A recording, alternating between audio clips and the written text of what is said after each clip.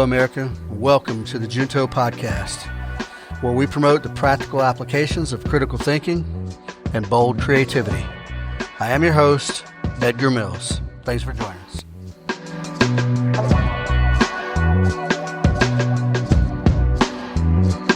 Hey, America. Welcome back to the Junto Podcast. Thanks for staying with me. Every time I sit down to record an episode, I'm reminded of a quote. And that quote is, "It's better to remain silent and be thought a fool than to speak and remove all doubt." Now, that quote may or may not be attributed to Abraham Lincoln or Mark Twain or from a book from an author named Maurice Schweitzer. I'm not sure the actual origin of it, but there's a lot of wisdom in that. So what I hope here is that by speaking, I do not confirm that I am a fool. And I'm going to share some things with you that I've been looking at to try to keep from being a fool. Today, we are talking about the application of Stoic philosophy to our everyday life. Well, and to politics and to business. We're gonna talk about those philosophies that, and specifically we're going to focus on Epictetus, Marcus Aurelius, and Seneca, and then the philosophies they espoused, and they are known as the great Stoics, and there's several others, but these three are of the most famous, and then the philosophies that they espoused. I think we forget modern day, especially the hyper partisan politics and things like that we see today. We kind of forget the foundations of some of the way we think and why we think the things we do. And I talk a lot about Christianity and libertarianism a lot, but a lot of the libertarian foundation is composed of Stoic philosophy. So here we go. We're going to see how we can improve ourselves by maybe applying some of these. Stoicism focuses on virtue, focuses on self-control and reason, and just these three things alone align, with libertarian principles for sure, that promote autonomy, personal accountability, and those kinds of things. The things we need, the things that we should have to be productive members of society. So we're going to talk about these core principles from these three guys that I just mentioned. Epictetus, the sort of the epitome of what his philosophy is: control what you can and accept what you cannot. So we don't have control over many things in our lives, and we do have control over many things. But the things you have control over, that's what you focus on.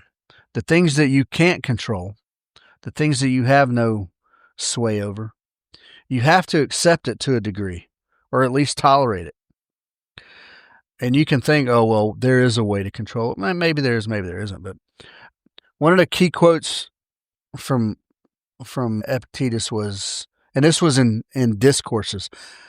Now, Epictetus didn't write discourses. He had a scribe or a apprentice who wrote everything down that he said. So I think it's understood that Epictetus didn't actually write this, but he did actually say it. You have power over your mind, not outside events. Realize this, and you will find strength. I know that's kind of vague, but it's also very specific. Responsible for how you respond to things, how you react to things. And ultimately, everything, even how you respond to a thing, is a choice that you have control over. So focus on what's within your control, your thoughts and your actions, your attitude. Yeah, I said in the last episode that I have a very optimistic attitude these days. I look at things in a very positive, can-do light because I want good things to happen, and I've made a choice to change my attitude, to believe and make good things happen. The things that are out of your control, let go of them. external events, other people's opinions, other people's actions. Yeah, we can't control other people's actions. We can't control, well, for something in modern day, I mean, we can't control the price of friggin' eggs, man. We can stop buying eggs from Publix and go buy some hens, right? So if it's a thing that, if it affects you enough, change what you can change. Because again, I don't think there's anything we can do to control the price of eggs, right? Or the price of gas. And now we can take that a couple of steps out and go, well, we can vote and try to get somebody in who will affect that. Yeah, maybe not. It's relevant to our daily lives today, because even that quote alone, just control what you can, accept what you cannot, have power over your mind. You have power over your mind, not outside events. Realize this and you'll find strength. This pushes personal responsibility, which everybody should strive for that. You should take responsibility for your actions, for your choices. You absolutely should. And well, that personal responsibility and accountability is kind of the cornerstone of libertarian thought process, because it emphasizes individual agency over these external circumstances. Again, I can't control your opinion of me. I can just control the way I present myself. Marcus Aurelius, he saw virtue as like the highest form of goodness. And a quote from Meditations, which he did write: if it's not right, don't do it. If it's not true, don't say it. Good people, that's about as no frills as it gets right there. If it's not right, don't do it. If it's not true, don't say it. Man, I love that. This is ancient philosophy here, folks, that applies exactly to today. There wasn't just context, right? It wasn't just in the context of, whatever was going on in 500 BC. Yeah. Live according to reason and virtue. And this virtue, we're talking about justice, courage, wisdom, temperance, all the good things that everybody knows to be virtuous traits, regardless of external pressures. Don't let social pressure or political pressure or whatever your little echo chamber, whatever the voices in there are, or even carnal pressure. Yeah. Don't give in to that stuff. Don't let that sway your ability to reason and your integrity and your virtue. That's easier said than done. I know it is. Especially the carnal bit. That'll get some of us. But these days you see it more. The social media, man, it's having such an influence on young minds and older minds for that matter. There's baby boomers and Gen Xers who are as addicted to social media as any millennial or Gen Z or whatever. How's it relevant to our life today? Well, clearly that promotes integrity and rational decision making, and in a very libertarian way, it is counter to the mob mentality or the collective, and it's counter to coercive systems. If every individual follows that key quote right there, if it's not right, don't do it. If it's not true, don't say it. If every individual followed that philosophy, then the collective and your little mob mentality, everybody would be reasonable. And it would just be a social club at that point instead of an angry mob. Yep. Integrity and rational decision making. I think we need some of that. And then Seneca: embrace adversity and practice self-discipline. That was his thing. What's a quote from Seneca's Letters from a Stoic? We are more often frightened than hurt. We suffer more from imagination than reality. I think we can apply that today in big style. Yeah, I think that applies big style. Adversity is an opportunity for growth. Practice self-discipline to overcome fear and desire. Now, adversity as an opportunity. I talked about that on the last episode on this paradox of constraints, right? Use obstacles as guides. Don't look at it as an obstacle. Look at it as a guide. Look at it as an opportunity. And that's exactly what Seneca is saying right here.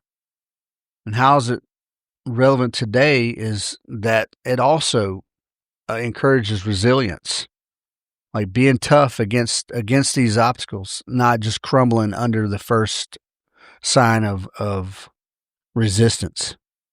And this kind of helps us avoid relying on systems, right? On these big systems, and helps us escape that sort of safety blanket of any sort of built-in security that we get from other sources other than ourselves. Yeah. Don't rely on the government. Don't rely on outside sources for your well-being.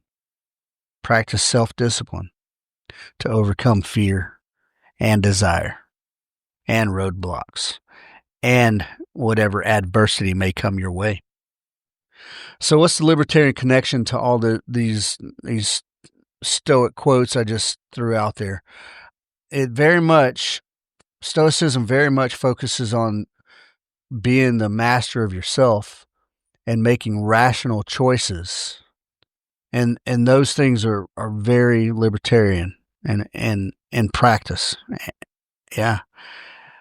Minimal external interference. And I say external not just to mean minimal government interference, but that's the libertarian idea. And maximum personal accountability. Yep, maximum personal accountability. So Stoicism and libertarianism are very, very complementary. Well, in fact, I think libertarianism is largely built off of the Stoic philosophy. Stoic philosophies, multiple. All right, so I'm talking about practical application. I'm not just talking about big philosophical ideas. I'm talking about how do we practically apply those in political discourse, modern political discourse. So the current state of politics, we know, because I talk about this a lot, hyperpolarization, hyperpartisan rhetoric, extremes. I want to say Barack Obama just said something to the effect, man, damn, I meant to hold on to that quote. He just said it recently.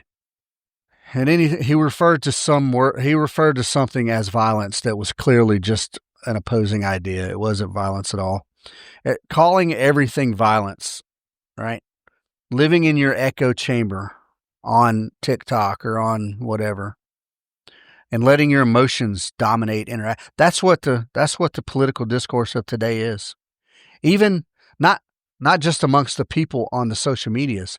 That's what you see in Congress. Go listen to any 10-minute clip of Ocasio-Cortez. Listen to any 10-minute clip of her. It's pure emotion. Yeah, 100%, man. She's so egregious by every single thing.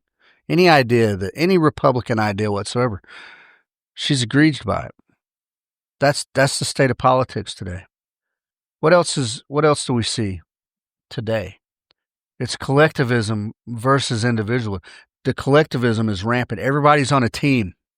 Everybody's on the red and blue team, as opposed to executing and living, sort of as an individual and embracing individualism. We're in this state of identity politics. And any debates, they prioritize some big, what we want to classify as a marginalized group identity, as opposed and some big federal state solution over individual agency and individual accountability. Yeah, well, that's what we're seeing that in politics. If you disagree with that, please reach out. Even if you are on the other side of the aisle from me, wherever that is, do you disagree that identity politics is prevalent right now? And then another thing we're seeing is this business of cancel culture. If you said something I disagree with, I say that it's violence and that it shouldn't, and then try to get you or your platform or get you deplatformed.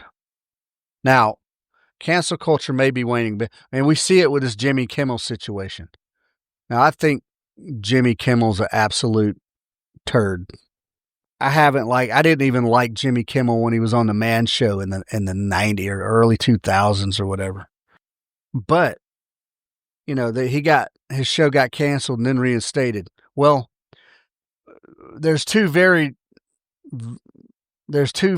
significant points to make here, and none of us know the truth. But if, in fact, the administration used the FCC to pressure a network to cancel Jimmy Kimmel, that is bad. I think we all agree on that. The government should not use its power to suppress free speech and to suppress a company, ABC, from airing whatever it is they want to air. But on the flip side, if ABC simply canceled Jimmy Kimmel because they thought he was an absolute douchebag and his ratings were demonstrably low over X amount of time, and he was costing them too much money, and they just used this particular incident with the Charlie Kirk situation as a good time. It just happened to be, okay, well, this is a good time to get rid of Kimmel, right? Then that is perfectly within their right. And that is not cancel culture at all. That is ABC making a strategic decision to cut the dead weight, just like they did with just like that other dude, Colbert. Yeah. Bad ratings equal cancellation. It's always been a thing. Now, I don't know anything about the TV business, but I know if you get bad ratings, you get canceled. They were probably on life support anyway, just for partisan. Now, and we all know that Hollywood is, by and large, extreme kind of leftists. So the fact that he was on life support for that long is odd enough. The fact that he got canceled is not that odd, but then it was used as a hyper-partisan talking point.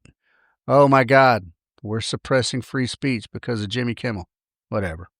Madness. I hate talking about topics of the day.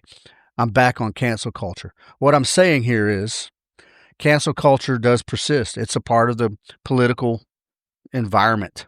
Fear of social ostracism persists because if you say the wrong thing on Instagram, then you're going to get the mob at your door. And it stifles it. Cancel culture stifles free speech and freedom of expression. Now, that's a gigantic, humongous concern for libertarians who are absolute champions of free speech. If you're a public figure, that should bother you. At some point in time, Mark Ruffalo could be canceled. And then it's going to be, oh my God, the tyranny. Right now, he spouts off communist nonsense on the reg. I don't see him getting canceled, right? So when it works for you, it's good. When it works against you, it's bad. So I wouldn't say Voltaire was a Stoic, but he said this. It's a great one. It's dangerous to be right in matters in which the established authorities are wrong. And whether you're right or wrong, it means that the established authorities have too much friggin' power to suppress and oppress you. So don't worry about what Jimmy Kimmel said, or don't worry about what Alex Jones says. Worry about anyone who would suppress their speech, because that is the definition of fascism. Yeah. Don't worry about what opinion's being said. Take it, process it, and do what you will with it. Be an independent thinker and disregard or, adopt. Be worried about the people who would cancel those people, who would suppress them. Either one of them, Alex Jones or Jimmy Kimmel. Yeah. So the applications, that's what I started this off with. How do we apply that to our daily life? Well, Epictetus tells us his philosophy tells us that we should focus on our own reason and our own reasoning, not the collective reasoning, because collectives don't reason. And selective outrage. That's what the mob mentality does. They have selective outrage. Oh my God, Jimmy Kimmel. But one mob thinks that the murder of Charlie Kirk was a joyful, gleeful moment. And then Jimmy Kimmel gets canceled, and there is absolute woe and despair throughout Hollywood. And on vice versa. Vice versa. You got a whole half of the population mourning the loss of just a public figure, that they agreed with. Whereas anybody who says anything, oh, I didn't agree, then it's absolute outrage and cancellation. So here's the practical application, folks. Instead of reacting to all this inflammatory garbage, evaluate arguments rationally. And then if it comes to debate, and that debate is sane and civil, great. If it becomes unproductive and emotionally charged, cut away. You don't lose because you cut away from an irrational debate. Have the debate, for sure. But if it's going in circles, give it about 1 or 2 laps and then be done with it. Because when it comes to these extremes, by the way, like it's pretty difficult in one single sitting to change someone's mind. I mean, you might be that guy. You might be that charming son of a bitch that is able to, sell somebody beachfront property in friggin' Montana. You know what I mean? But generally speaking, that one debate ain't going to change too many people's minds. Now, if that debate is televised or on a viral friggin' whatever, and millions of people see it, yeah, you might change some minds. You might get a couple of people. But if you're just sitting in a pub, well, you know what? I'm not even going to say that. Sitting in a pub. Guess what? People are more apt to be rational sitting in the pub having a pint. They're more apt to have a rational conversation with somebody they disagree with. Now, 5 pints into it, that might be a little different. But that's where we have moderation, folks, and be reasonable adults. If you're sitting around and you're debating divisive issues, friggin' gun rights, illegal immigration, theft, or as it's commonly known, taxation, ask yourself the question, what can I control here? And then ask yourself, how can I respond with objective reason and not emotion? If you're starting to get fired up and you're starting to get emotionally charged, you've already lost the debate. Now it's just a yelling match. So don't even participate in that. And there's your practical advice on dealing with that. Marcus Aurelius, his philosophies, just tells us that we need to be just and truthful. Well, almost all zealots believe that they are just and truthful, however misguided they may be, left or right. But when you're having a debate with someone at the pub, be honest, be just, and try to see the other side. Avoid your tribalism. Avoid your team talking points. Avoid the echo chamber talking points. And just to have good faith dialogue. And more importantly, refuse to demonize your opponent, your debate mate, or their team. Don't lump them in with a team unless that's where they're standing on. If they're debating as their team and they're the de facto spokesperson. Don't demonize the individual and don't demonize the team, however misguided they may be. That is the tactic of Saul Alinsky. That is the tactic of Joseph Goebbels and every other authoritarian, totalitarian, fascist dictator or theocratic zealot That's the tactics of those people. And if you're using those tactics, but then excusing the use of those tactics because your side's right, you're all fucked up. Don't demonize other people as a course of debate or as an argument. If you're debating over the free market versus regulation, sort of social government regulation, just focus on the principles. Focus on the things that matter: property rights, competition, scarcity, etc. Don't throw out cheap attacks. If you just start telling somebody they're a commie, you're losing the fight. You have to have better. You have to speak from some factual and evidential stuff there. Saying you're a commie don't have any juice. It feels good to you, probably, I guess, but just telling somebody they're a commie don't have any juice. Now, unless you're friends, and then it's jokes, you know what I mean? But especially in that particular debate, just calmly compare and define communism and point out the doctrine of communism and point out actual instances of how it's incompatible with a constitutional republic and a genuine free market economy. There's enough facts out there, folks. There's enough facts of the failures of communism over and over and over and over and over again that you don't need to resort to attacks, personal attacks. And from Seneca perspective, right?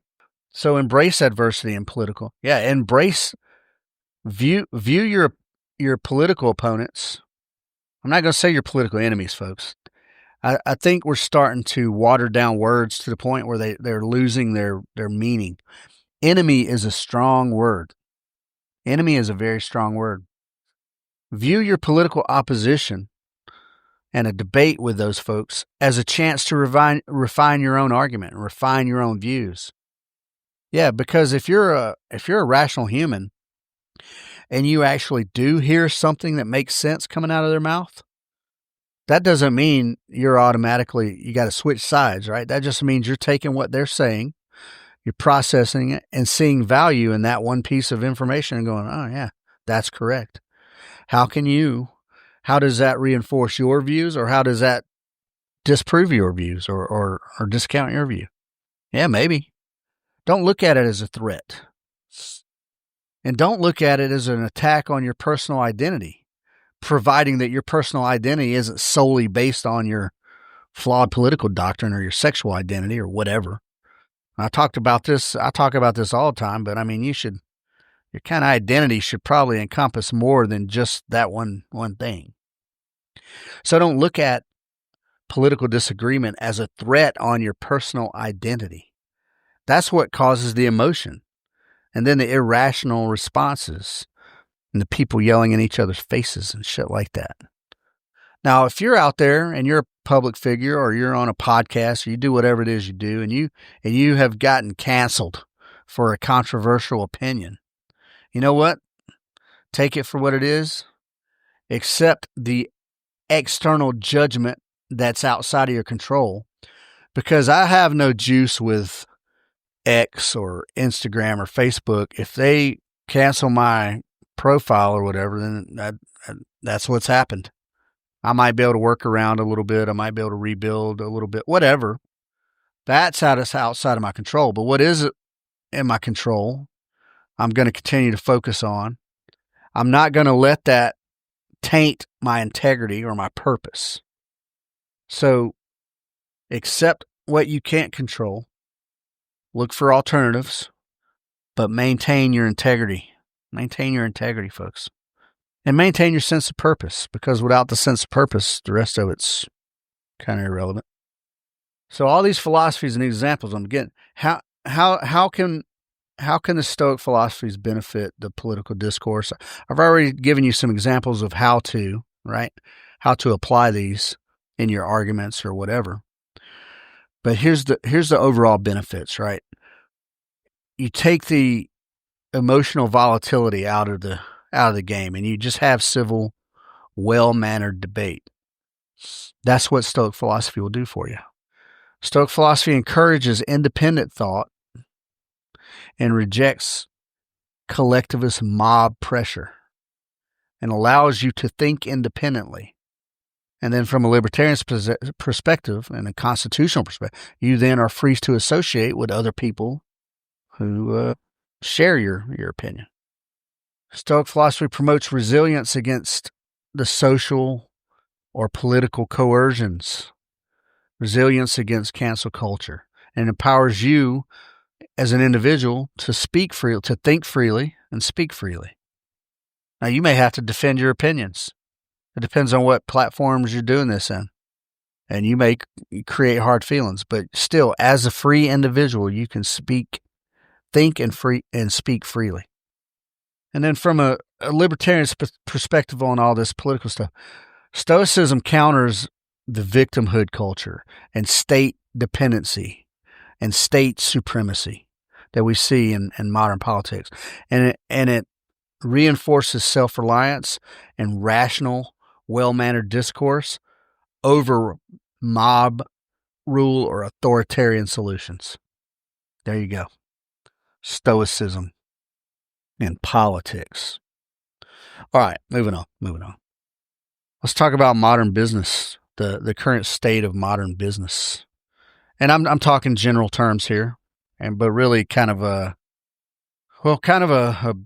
from a bigger, overall corporate perspective, right? These behemoths and whatnot, but also maybe even these mom and pop shops that feel like they have to conform to certain things. The corporate culture, which pressures conformity. Like that's what the corporate, and I'll give you just a little side example here. My daughter works for Mellow Mushroom. Now, I worked for Mellow Mushroom back in the early 90s. And it was still little independent shops, and they were just little, what you would just call a pizza joint. You know what I'm saying? Some of the employees were back in the freezer smoking weed. We played whatever music we wanted. It was just a little, bike messenger-y sort of, just a joint, right? Just a pizza joint. Well, as you all may know, Mellow Mushroom kind of got big, right? They started growing and expanding. And then they started exporting their corporate model, and every store has to sort of conform. Like they've changed their logo, and they got specific shirts that the waitresses or the servers are allowed to wear, and things like that. And then on a bigger level, on some of these other, you got all these DEI initiatives and these ecological, social governance mandates and shit like that where you got to do your mandatory training every quarter or every 6 months or whatever. And they threat brief you. You can't say this. You can't act like that. You're not allowed to, blah, blah, blah. And all of those things, all of that conformity, all that forced conformity, and all of these weird DEI ESG, blah, blah, initiatives are 100% in contrast and counter to individual merit, creativity, and genuine organic innovation. All of those things stifle those things. Individual merit, creativity, or organic, genuine, true, ground up innovation. All of those weird initiatives and this corporate culture. And that's one part of what's going on in business today. And it probably has been for a long time, just in different ways. What's another trait or characteristic of the state of modern business? Consumerism. Well, these corporations push it, man, because the corporations are chasing, they're really chasing long-term and short-term profit, but short-term profit chasing and instant gratification. They're playing on the general public and the general vibe of modern social media and even modern comedy and things where everything is short little bites, and you consume, and you got about a 3-minute attention span, and then you move on. The instant gratification dominates business strategies these days. And I talked about this in one of my podcasts, the disposable society, where everything's, buy. It's trashed. You just disregard it and then buy some more instead of, well, I'll just say, let's use furniture, for instance. Everybody goes and buys the $800 whole living room set. And, 2-3 years later, you got to go buy a new living room set. Whereas you save up, buy some quality, maybe hand built, furniture that, our grandparents, think back to our grandparents. And if some of you even remember maybe your great grandparents, think about some of the furniture that they had. Like, I bet every one of you out there remembers a damn dresser or some kind of kitchen sort of dresser cabinet or whatever that's been around since the friggin' early 1900s. Yeah. Quality. Longevity. Yeah, man. That's not what's going on in the consumerism lifestyle right now. What else is prominent in modern business? And it's probably always been this way. Workplace stress. What do you know about that? Anybody? These high pressure environments, they want you to perform and they want to do DEI hires, but you got to perform yet conform.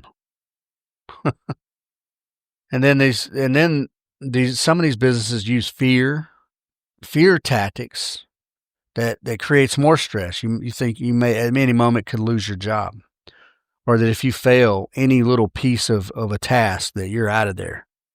Or, and if you're a high performer, or if you are a high performer surrounded by low performers, you might get burnout, man. You might get stressed just from burnout, just from picking up the slack. But you got these initiatives that whatever. And that's why those kind of things don't promote, excellence or performance, those initiatives. If it's not merit-based, then why would you put out? And in some of these companies, you gotta make some ethical compromises. All right. I'm going to go ahead and bring up the COVID, friggin' era from early 2020 on through. Some people are still lingering around this shit. Get this shot or lose your job. Well, it's not a mandate, but you have a choice. You don't have to get it, but you'll lose your job. So by default, it became a mandate. And some people didn't want to do that, and they shouldn't have to, and they shouldn't have had to.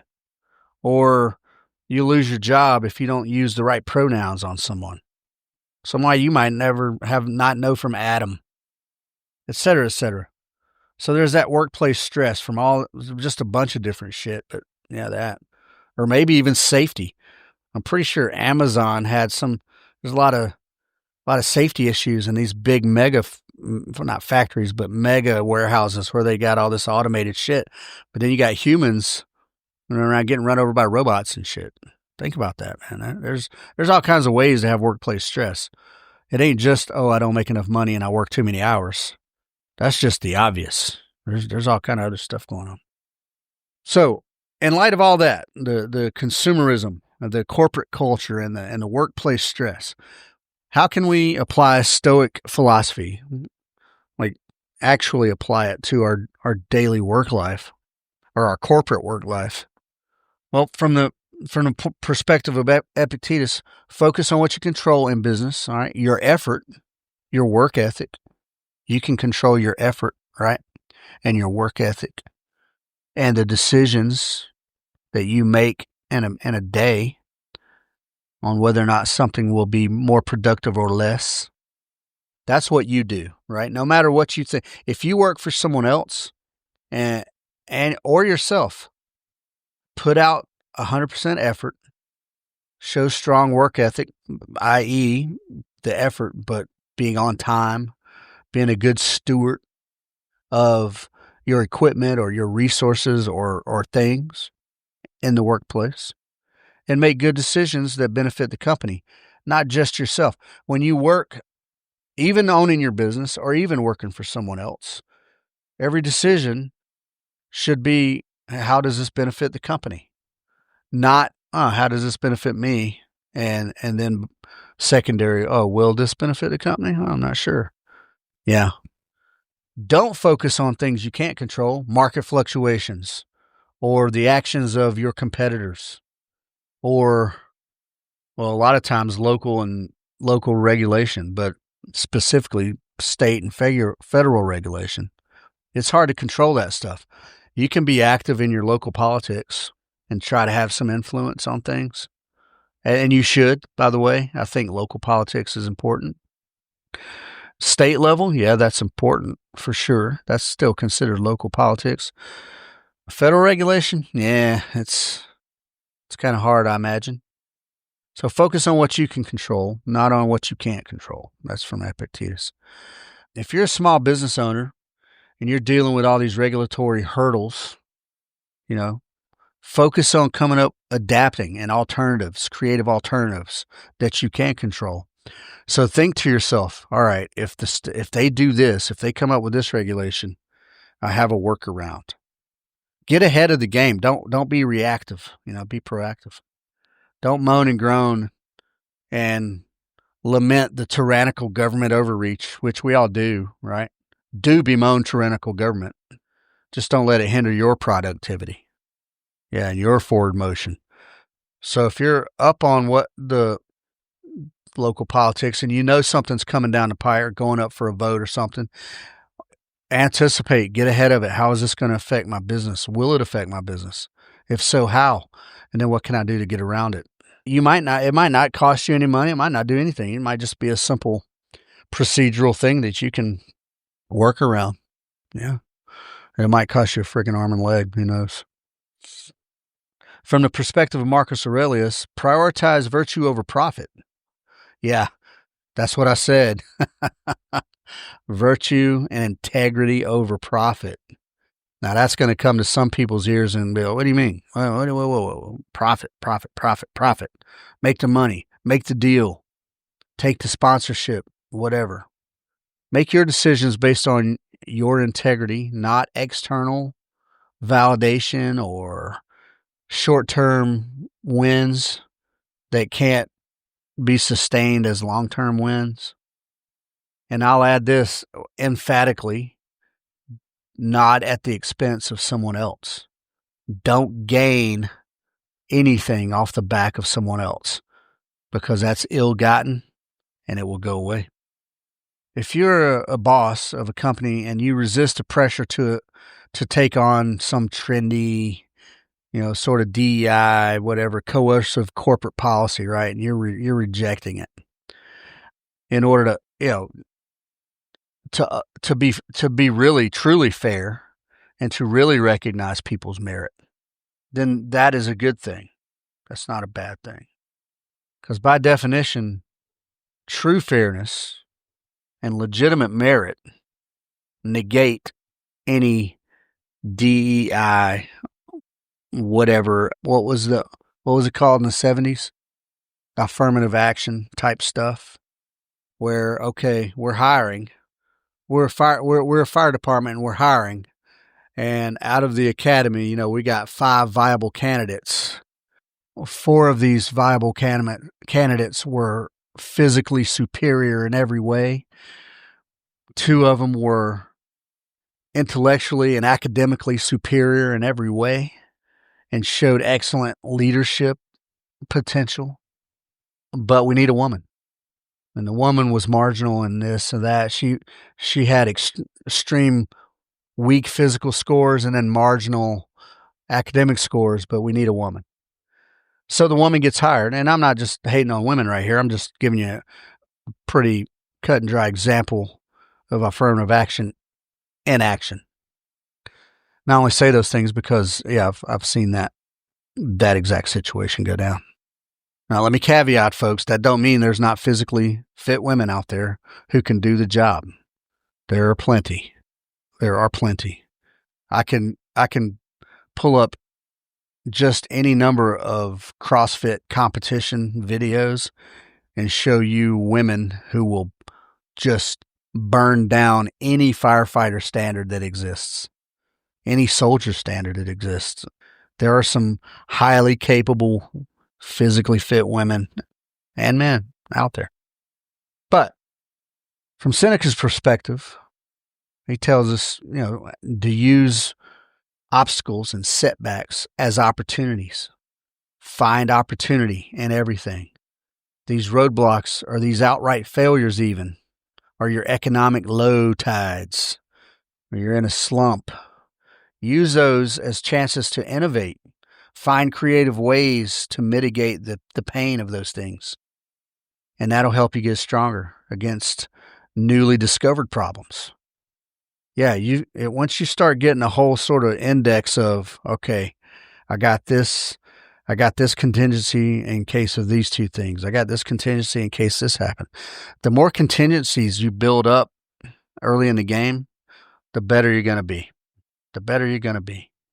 And that'll help you bomb-proof your contingency plans for future stuff, for future regulations, for future, generational, whatever the generational sort of mood is, to where my son enlightened me to a thing called, I think he called it the millennial stare.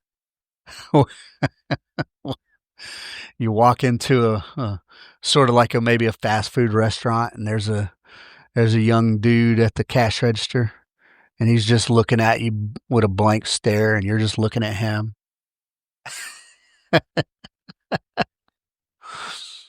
There's no, may I help you? What do you have? What the fuck do you want? Nah, there's nothing. It's just a blank stare. So you stand there for a second, waiting, giving that young man an opportunity to greet you, like a good customer service representative. So you stand there for a second, and then you look at him, and then you kind of go, huh, I guess I'll have 2 eggs and a side of bacon. The millennial stare. I'm going to start using that. I like it. It's funny. The goal here, from Seneca's perspective, use all these negative things as opportunities to what will help you create bomb-proof contingencies. That's the goal right there, folks. To be able to shake off anything that comes your way and keep going forward. If you're the brilliant entrepreneur of a failed startup, reflect on it. Use the lessons learned. Like where did it go wrong? Get some input from other outside sources and do a little self-reflection. But then, like, literally write those lessons learned down. Don't spiral into a pity party of despair with yourself, because you're the only one at that party. You know what I'm saying? Nobody's feeling sorry for you. Everybody will give you, oh man, tough luck, better luck next time. Yeah. Hey, that was a good idea though. Well, maybe it was a grand idea, and you just, you didn't go about it right. So yeah, lessons learned, man. Just do some reflection. Figure it out. Figure out what went wrong, or what few things went wrong. Try to conceptualize those. Try to put them into words. Write them down, and then use them in your next phase of planning. Yeah, don't go into your own little private pit of despair. Go to the pub, knock out 1 or 2 Guinnesses. Share some. Hey, the stranger sitting next to you at the pub may be a complete moron, or he may be a retired guy from a business that he ran for 30 years, and he's retired at the age of, 60, because he's got all the money he needs, and he's got the house and the grandkids, and he's good to go. And he was wildly successful. You don't know who's sitting next to you at the pub, folks. Say, yeah, this is what happened. Maybe he can help. You don't know. So how does the Stoic philosophies benefit us in business discourse? Well, one, first and foremost, it fosters ethical leadership. Yeah, leadership. Lead with integrity. It aligns with libertarian emphasis on voluntary exchange, responsibility. Yeah, we keep seeing these parallels with Stoicism and libertarian values. These Stoic philosophies encourage long-term thinking over short-term reactive profit-driven decisions. I told you, folks, I'm in the game for the long haul on the range. I've been in it. Well, my LLC we've been up and running since 2017. So, what is that? 8 years. That's not long term by any stretch. I'd say, I guess you could consider that midterm, depending on what business you're in. I still feel like it's very short term. I feel like we just started. I don't know. It feels like a lifetime, and then it feels like a week ago. You know what I mean? But I've never been profit focused. I want to provide and build a reputation for quality, delivering quality. A lot of people equate price with quality, and sometimes that's true, but sometimes it's not. My goal is to build the shooting community, to build a bigger shooting community. And that means bringing in people who don't have money falling out of their wallets to go buy a different model staccato every couple months. So, yeah, I'm not profit driven. I'm about building a long-term reputation and long-term clients. Yeah. Stoicism builds resilience in high-stakes environments, folks. High-stakes environments. You can take the hits because you're strong as an individual thinker. It kills any reliance on external validation or any external source of government bailouts, for instance. Yeah. Or a good review, like, I don't know. Some people put a lot of stake in what people say online or what their little comment sections are or whatever. I don't really. I'm a face-to-face kind of guy anyway, but yeah. Even though you don't see me on screen right now, I don't consider screen face-to-face. And parallel with libertarianism, Stoicism supports free market principles, folks. And it pushes self-discipline. It pushes innovation, genuine innovation. And it fights against cronyism. And it resists the regulatory state because the regulatory state distorts natural, voluntary business interaction. It distorts the market. Yep. Business. Stoic philosophy and how it applies to business. All right. Boom. Moving on. Now, how can we apply? Well, let's talk about modern daily life. I'm not talking about politics. I'm not talking about work. I just mean daily life. Some of the challenges that we see, that we face just every single day, all day, every day. Number one is god dang information overload. And hell, I'm a part of that. I'm trying to give you information. I'm just among so much noise. But even just constant notifications on your phone. I just had one. As I was saying that, I had a notification on my little Fitbit smartwatch right here. I got a package out for delivery. Constant stimulation, constant notifications. Yeah. For some people, that creates anxiety. Well, it definitely creates distraction. 100%. I just got distracted, literally. And it creates anxiety for some people because they're constantly looking for whatever the next notification is. And then check this out. Then the absence of that creates anxiety for some people. Like it's been too silent for too long. What's going on? Yeah, we're developing a dependence on this shit. So that's a big one. Information overload. That's a big challenge to modern life. Then we got materialism and consumerism. But the materialism is your sort of social and cultural pressure to equate success with just wealth or status. You see this in the hip hop culture. Everything's, Bentley. You got to have some big like G-Wagon or Bentley or whatever. And you got all the gold and you got the sneakers that cost $300 and you got all this status. Look at Jay-Z with his status, right? He's the mogul. Is that what success means? Yeah. Not for me, man. I mean, yeah, not for me. Not for me. What success means for me, well, one is that I'm delivering quality to my clients because I develop relationships with my clients. I mean, I genuinely consider, probably 90% of my clients friends. Do you know what I mean? And that might be a mistake. That might be a tactical business mistake, but who knows? But what do I equate with success? I mean, the health and welfare of my grandkids, man. When I go over to their house and my grandson goes, pow, pow, and comes and runs and gives me a big hug. Bro, that's a big success, isn't it? That's the biggest. That's the best success. When my wife looks at me all goo-goo in the face for no reason and gives me a big hug and tells me how much she loves me, man, that's success right there. Get away from the materialism. And then social pressure, your echo chambers, your team, always judging, right? Do you have the right opinion about this? If not, oh my God, you must be, if you're not 100% with us, you're our enemy. The social pressure that are affecting everything from, I mean, even your personal choice, even the clothes you wear. In high school, probably that's a big thing, right? Everybody wants to dress cool. They want to get ripped on. I remember when I was in junior high, I went to Forest Park Junior High School. And look, man, we were poor.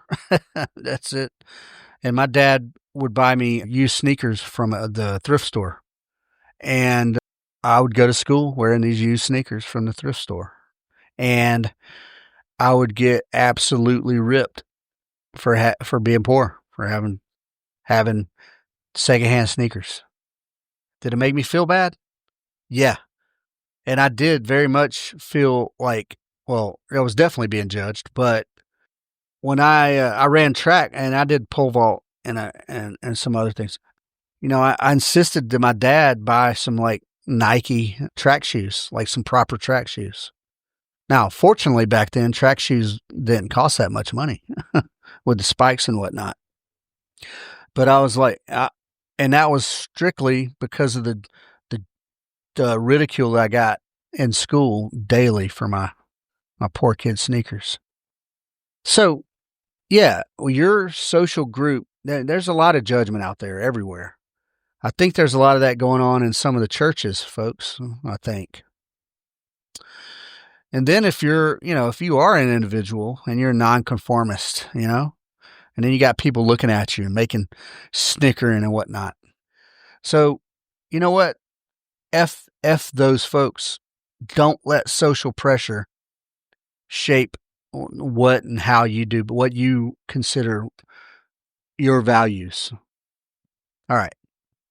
That was just, three sort of things, right? Information overload, materialism, and social pressure. So what can the Stoic applications, how can we rise above that? Well, from the Epictetus perspective, you control where you put your attention. You control how much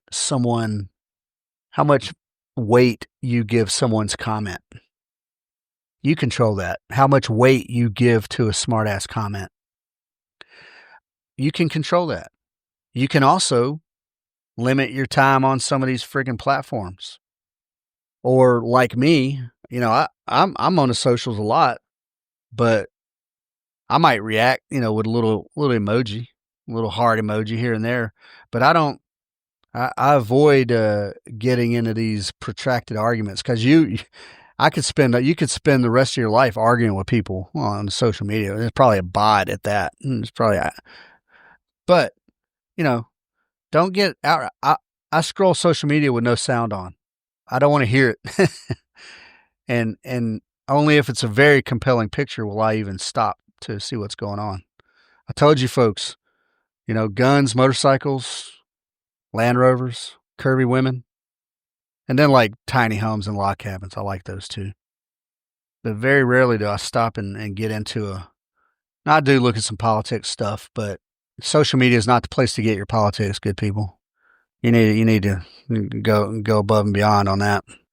Limit your time on the socials. Don't get outraged at every single thing. Be more purposeful in where you put your focus. Yeah, like as soon as, for instance, instead of sitting around, it's real easy to start scrolling, and then an hour later you pop your head up and you're like, geez, man. Just like I'm about to do today. As soon as I'm done with this podcast, guess what? Going to the gym. And make time for the things that matter.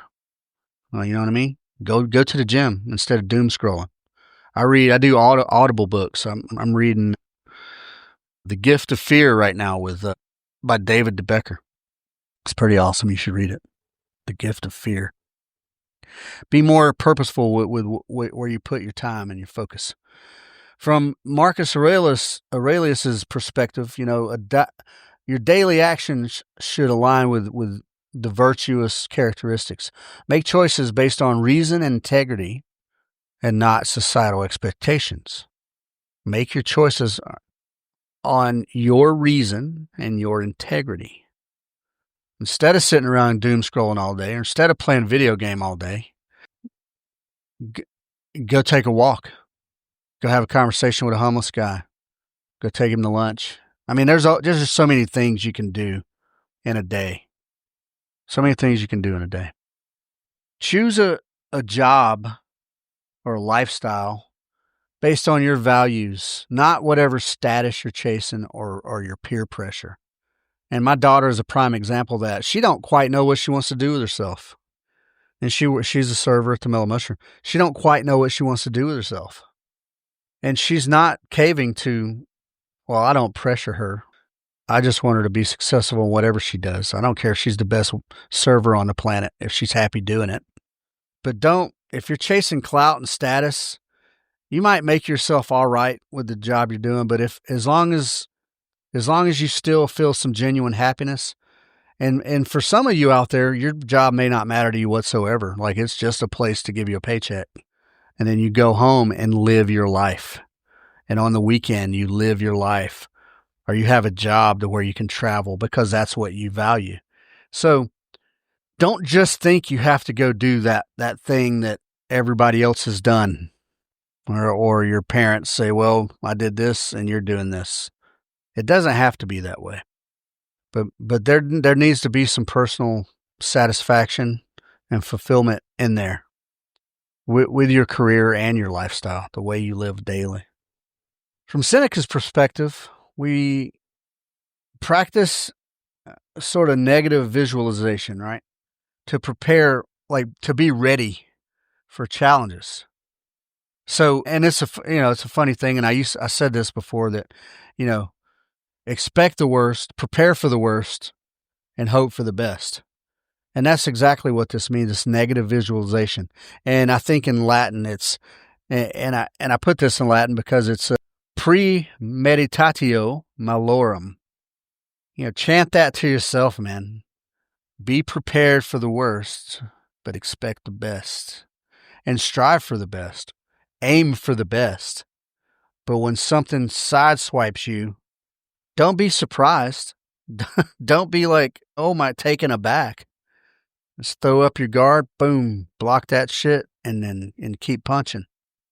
Yeah, that way it takes the fear out of it, the fear of the unknown. That's a big fear for some people. Well, visualize the unknown. What are the most likely challenges to arise? What's the worst possible challenge that could arise? Like, spend some time thinking about that, and then start working up some mental sort of alternatives to that. Like figure a way, okay, if this happens, if the worst of all possible things happens, is there a way to mitigate it? Or do we need to change direction? If so, how will that look? Just think about that stuff for 10 minutes and then drive on with your day.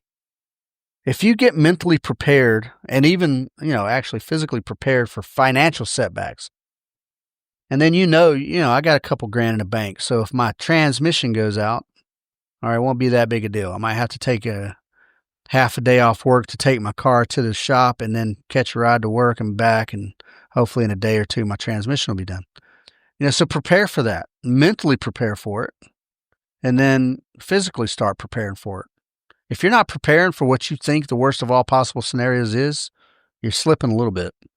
And at minimum, you should be prepared for what most likely scenarios. Right?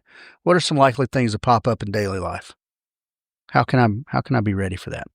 That way, when shit like that happens, folks, you maintain your composure. And if you maintain your calm and your composure, then you can maintain some clarity. Yeah, some clarity. Then you can just solve the problem and drive on. or put a Band-Aid on the problem at least and drive on. Yeah. So how does Stoicism benefit our daily lives? Out of all those things I just talked about, I just said it. The key word here is clarity. Stoicism enhances our mental clarity and our emotional maturity and resilience. And it helps us become independent from external systems or external validation. Yeah. A lot of us are dependent on external validation. And it does feel good when somebody validates you. It feels good. But it don't build a need for that validation. Stoicism promotes our intentional living, our purpose. We can intentionally drive for a purpose. And it very, very clearly aligns with libertarian values of individual freedom and responsibility, just like all the other things I've said so far. Stoicism encourages gratitude and contentment, folks. It encourages us to be thankful for what we have.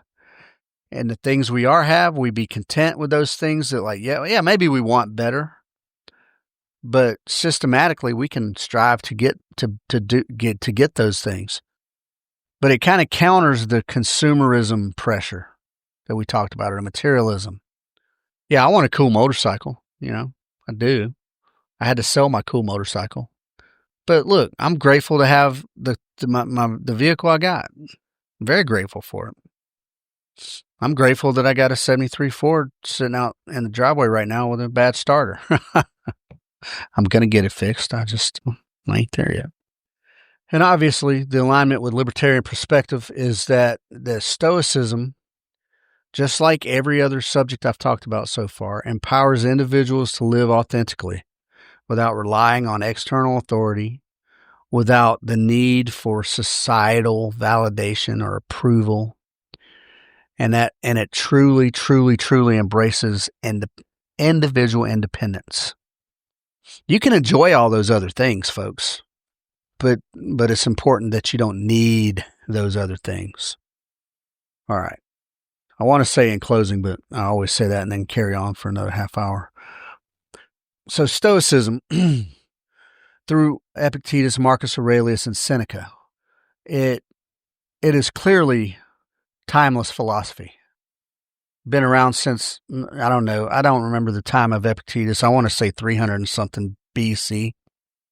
500 and something BC, maybe.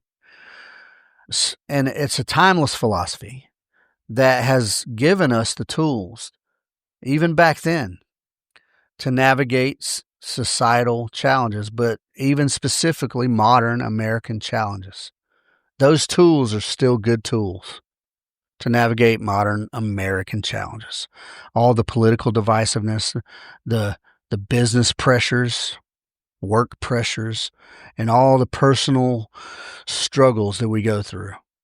Because Stoicism emphasizes our self-control, our virtue and integrity, and our resilience, our toughness, our ability to fight through.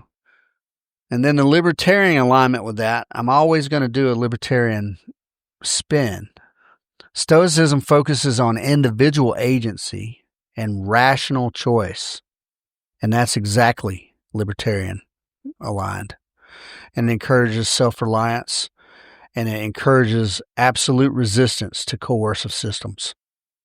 Absolute resistance to coercive systems. I'm not saying violent resistance, people. There is a time and place for that, but this ain't the time and place.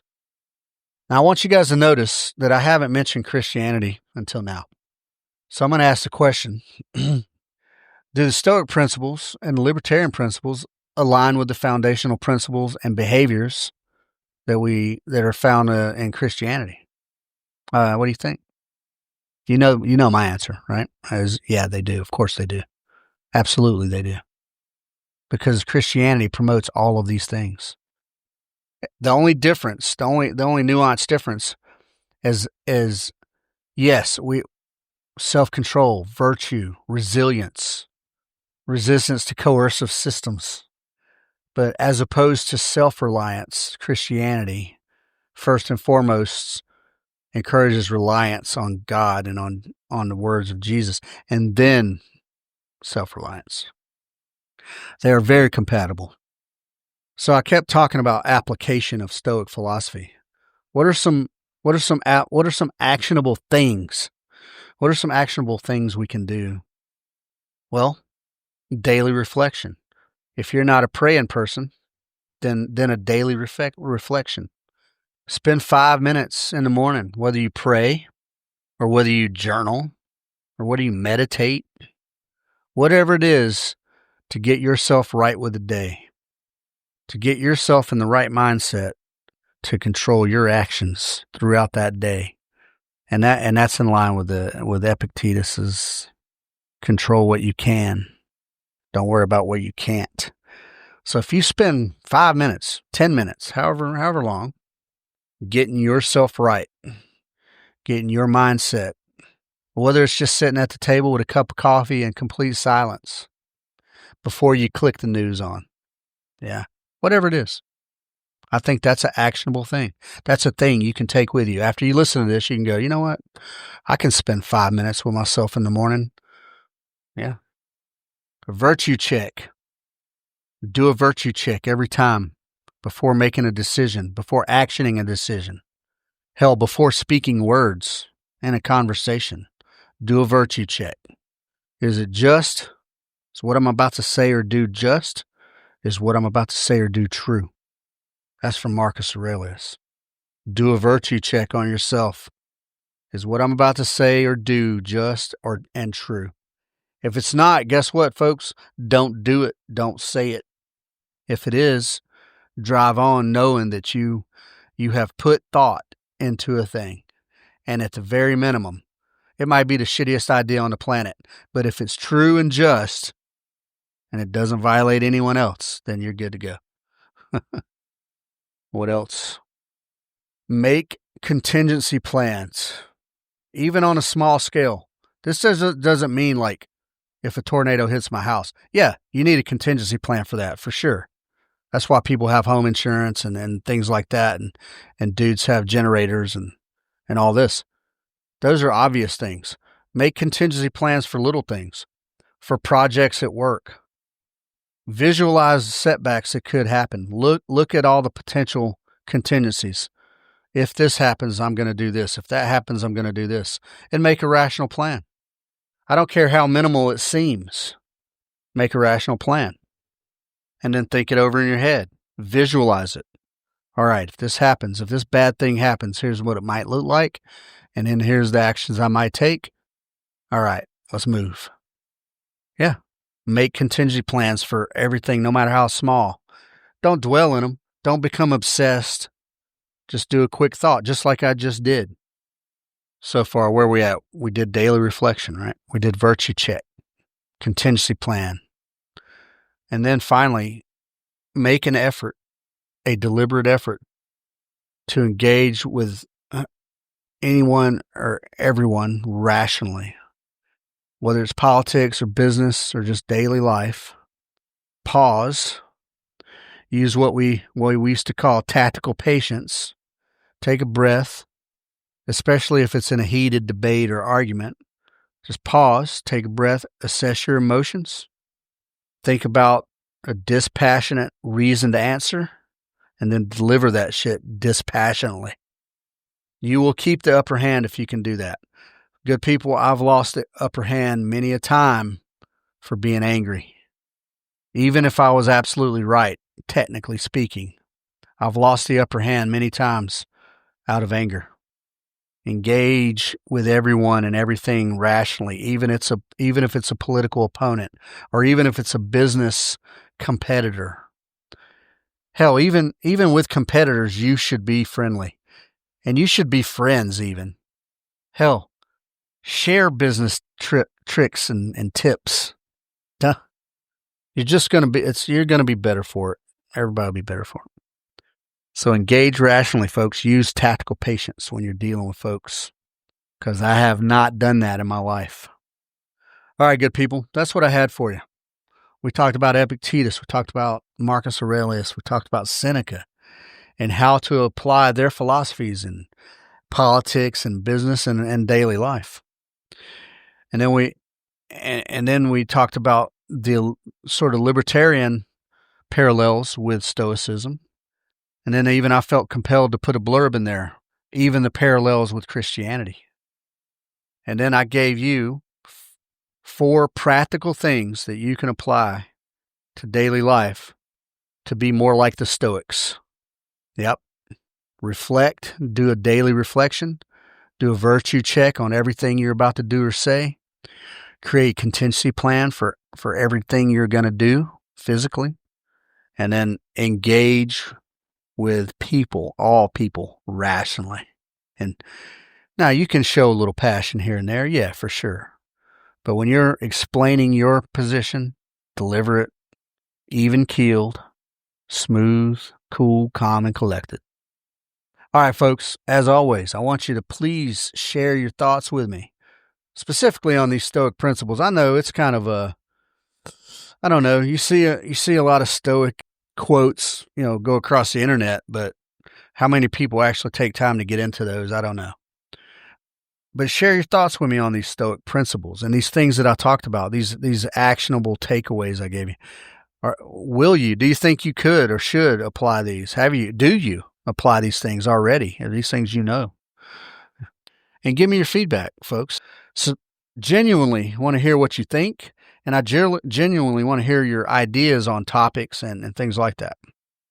And please do go on whatever your favorite platform is and subscribe, or share with your friends and tell them to subscribe to the podcast.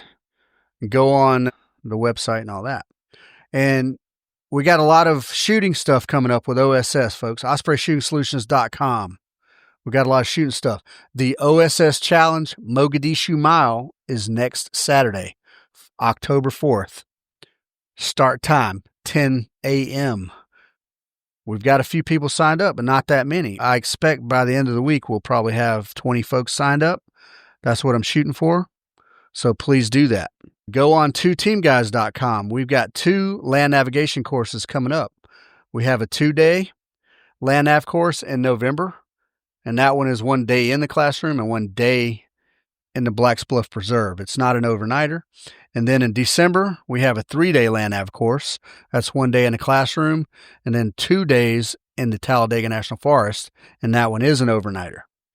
And then please check out the juntopodcast.com, not just for the podcast, but also for the blogs. And again, don't forget, folks, you can write a paper and send it to me, and I will maintain the integrity of it. I won't change any of the content at all. And I will, if it's not too inflammatory, I'll go ahead and post that up. And other than that, folks, I appreciate you all for listening. Thanks for sticking with me. We have probably about 7,000 listeners or so right now, and I'm grateful for that. I don't know if that's good or bad or otherwise, but I appreciate you listening. So while you're out there, folks, stay rational. Be rational. Stay free. As free as you can. Be free. Treat each other with respect and have some good manners in your daily interactions, good people. All right. I love you guys. Talk to you next time.